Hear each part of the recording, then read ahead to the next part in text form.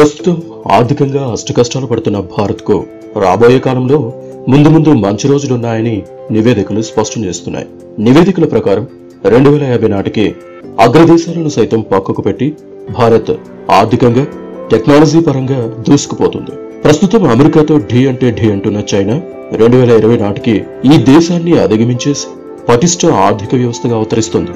ఆ తర్వాత 30 ఏళ్లకు అంటే సరిగ్గా 2050 నాటికల్లా మన ఆర్థిక వ్యవస్థ చైనాను మించిపోయి ప్రపంచంలోనే అతిపెద్ద ఆర్థిక వ్యవస్థగా అవతారమెత్తుతుంది.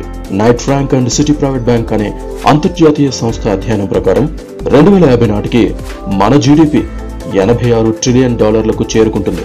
ఆ సమయానికి పలు భారతీయ నగరాలు ప్రపంచ స్థాయికి చేరుకుంటాయి.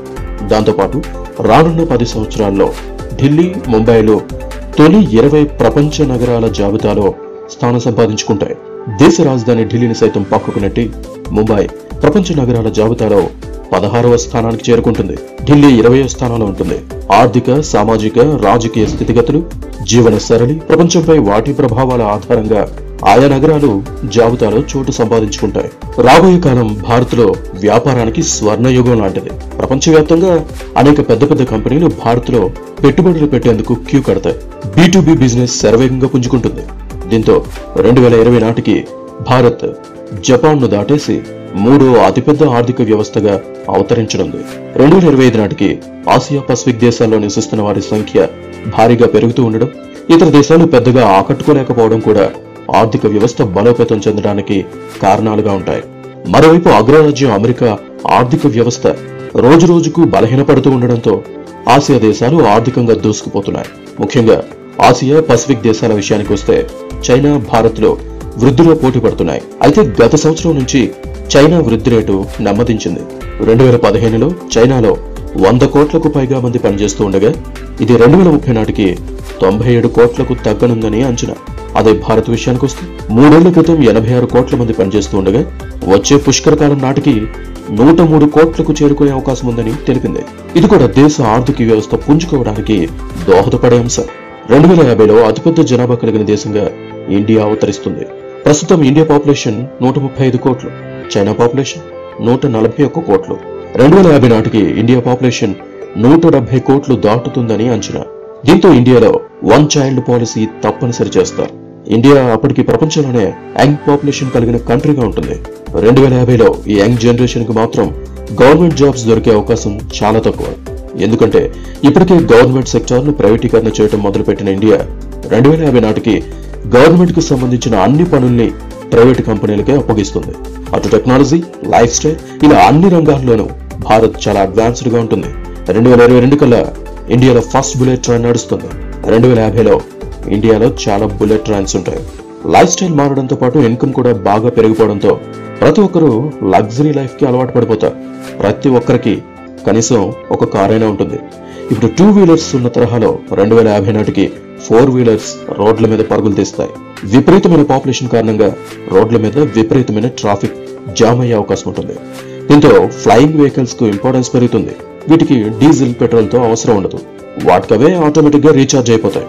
ట్రాఫిక్ జామ్ నుంచి రక్షించుకోవడానికి ఫ్లయింగ్ కార్లు, బైక్లు ఎక్కువగా వాడతారు. అలాగే రోడ్ల మీద పడిన గుంతల్ని పూడ్చుకోవడం కోసం సంవత్సరాల తరబడి ఎదురు చూడాల్సిన అవసరం లేదు. ఆ రోడ్లు వాటంతట అవే బాగు చేసుకుంటాయి. ఇంజనీర్లు సెల్ఫ్ రిపేరింగ్ రోడ్స్ కి శ్రీకారం చుడతారన్నమాట. పబ్లిక్ ట్రాన్స్పోర్ట్ లో హైపర్ లూప్ టెక్నాలజీ వస్తుంది. ఈ టెక్నాలజీ ద్వారా ఒక సిటీ నుంచి మరొక సిటీకి మాక్సిమం 1 గంటలో చేరుకోవచ్చు. 2050లో ఇండియాలో తయారయ్యే ఎలక్ట్రానిక్ మ్యానుఫ్యాక్చర్స్ లో దాదాపు 50% ఆంధ్రప్రదేశ్ లోనే మ్యానుఫ్యాక్చర్ అవుతాయి. 2050 కల్లా ఇండియాలోని టాప్ సాఫ్ట్వేర్ ఎక్స్పోర్టింగ్ కంపెనీగా ఇండియా నిలుస్తుంది. టెక్నాలజీ విపరీతంగా పెరిగిపోతుంది. ఇంట్లో ఉన్న వస్తువులను కూడా మొబైల్ తో ఆపరేట్ చేసుకునే ఫెసిలిటీ వస్తుంది. డైలీ లైఫ్ లో ప్రతి ఒక్కరు టెక్నాలజీ అండ్ ఇంటర్నెట్ మీదనే ఆధారపడతారు. ఆఖరికి బుక్ ప్రింటింగ్ ఫెసిలిటీ కూడా ఆగిపోతుంది. అందరూ ఈ బుక్స్ మీదనే ఆధారపడతారు. హోటల్స్ లో కూడా మనుషులకు బదులుగా రోబోలే మీకు ఇష్టమైన ఫుడ్ ని సర్వ్ చేస్తాయి.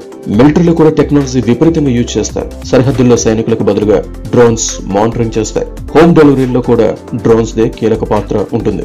2050 కల్లా మన మిలిటరీ చాలా అడ్వాన్స్డ్ వెపన్స్ ని యూజ్ చేస్తుంది. అంతేకాదు వేరే దేశాలకు కూడా వెపన్స్ మన కంట్రీ నుంచే ఎక్స్పోర్ట్ చేస్తారు. ఆడిటింగ్ లో ఆర్టిఫిషియల్ ఇంటెలిజెన్స్ టెక్నాలజీ యూజ్ చేస్తారు. 2050 కల్లా ఇండియాలో అన్ని 60 అంతస్తుల పైబడిన బిల్డింగ్లే ఉంటాయి. ఇప్పటికే అంతరిక్షంలో దూసుకుపోతున్న ఇస్రో 2050 కల్లా ప్రపంచంలోనే తన ప్రత్యేకతను చాటుకుంటుంది. అప్పటికీ 2-3 సార్లైనా చంద్రుడి మీదకు ఆస్ట్రోనాట్స్ ను పంపుతుంది. ఇండియాకు సెపరేట్ గా ఒక స్పేస్ స్టేషన్ కూడా ఉంటుంది. 2050 కల్లా ప్రతి ఒక్క ఇంటికి ఆప్టికల్ ఫైబర్ కేబుల్ తో ఇంటర్నెట్ కనెక్షన్ ఉంటుంది. ప్రతి ఒక్కరి ఇంట్లోనూ స్మార్ట్ టీవీలు, ప్రతి ఒక్కరి చేతిలోనూ ల్యాప్టాప్లు కంపల్సరీగా ఉంటాయి. మనది వ్యవసాయ ఆధారిత దేశం కాబట్టి వ్యవసాయ రంగంలోనూ టెక్నాలజీ కొత్త పుంతలు తొక్కుతుంది. నీళ్లు లేకుండానే పంటలు పండిస్తారు. డిజిటల్ టెక్నాలజీని, ఆర్టిఫిషియల్ ఇంటెలిజెన్స్ ని ఉపయోగిస్తారు. 2050 కల్లా ఇండియాలో ఉన్న అన్ని నదుల్ని అనుసంధానం చేసే అవకాశం ఉంది. ఇలా 2050 కల్లా మన డైలీ లైఫ్ లోని ప్రతి అంశంలోనూ టెక్నాలజీ మింగిల్ అయిపోయి ఇండియాను ఆర్థికంగాను, టెక్నాలజీ పరంగాను ప్రపంచంలోనే ప్రథమ స్థానంలో నిలబెట్టబోతోంది. ఇలా ఇండియా 2050 నాటికి అన్ని రంగాల్లోనూ ఆధునిక టెక్నాలజీని ఉపయోగిస్తుంది.